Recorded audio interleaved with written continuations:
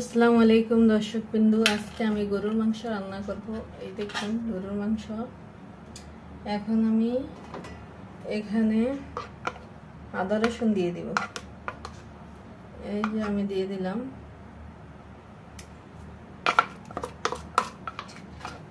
এক টেবিল চামচ আদা,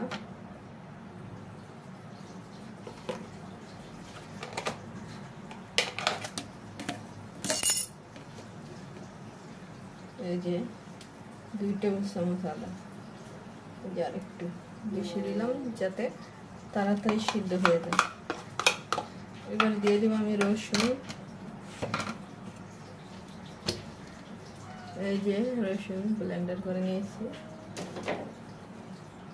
এখন আমি দিয়ে দিব এখানে 1 টেবিল চামচ পরিমাণ রসুন, আর একটু দেই। এই যে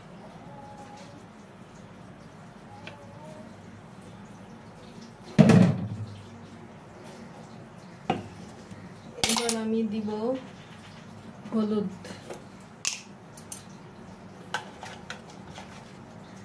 এই যে এখানে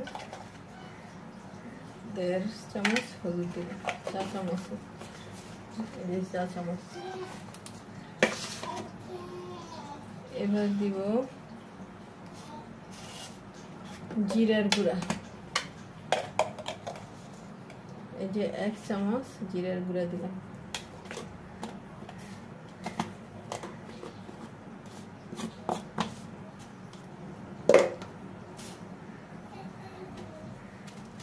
এবার দিব লবণ।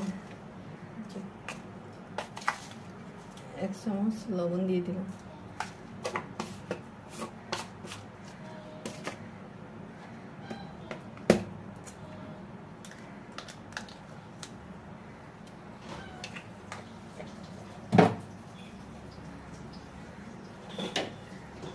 এবার আমি দিয়ে দিব পেঁয়াজ। এই যে আমি পেঁয়াজ কেটে রাখছি এখানে বড় বড় 4টা।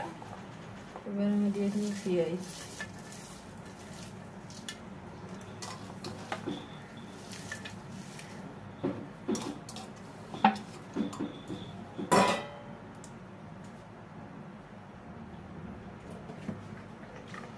এবার আমি দিব গোটা মশলা। এই যে দিলাম দারুচিনি,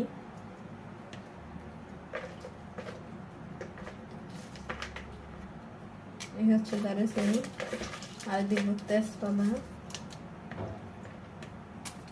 আর এখানে কয়েকটা লবঙ্গ আর কয়েকটা এলাচ।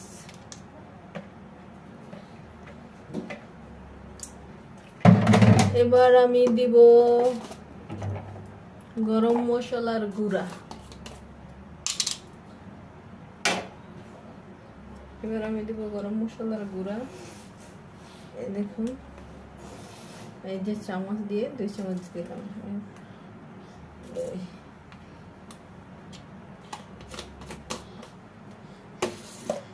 এখানে আমার মোটামুটি সবকিছু দেওয়া হয়েছে।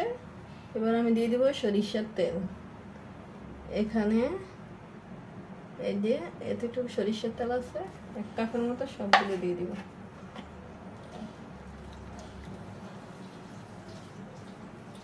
খালি আমি মরিচটা বাকি রাখছি, মরিচটা কিছুটা কষানো হইলে তারপর দিব, কারণ মরিচের গুঁড়া আগে দিলে লেগে যায়। এবার আমি ভালোভাবে এগুলো মেখে নেব।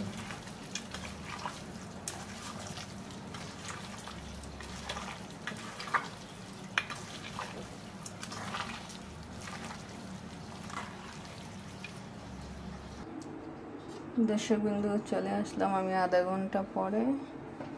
দেখুন এই যে আধা ঘন্টা আমি রেস্টে রাখছিলাম। এখন আমি চুলাটা জ্বালিয়ে দিয়েছি। এবার আমি ঢেকে দিব।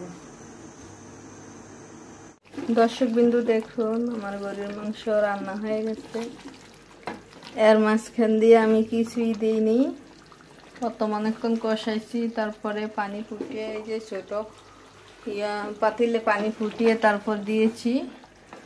আর এখানে শুধু মাঝখান দিয়ে আমি মরিচের গুঁড়া দিয়েছি, আর কয়েকটা কাঁচামরিচ দিয়েছি।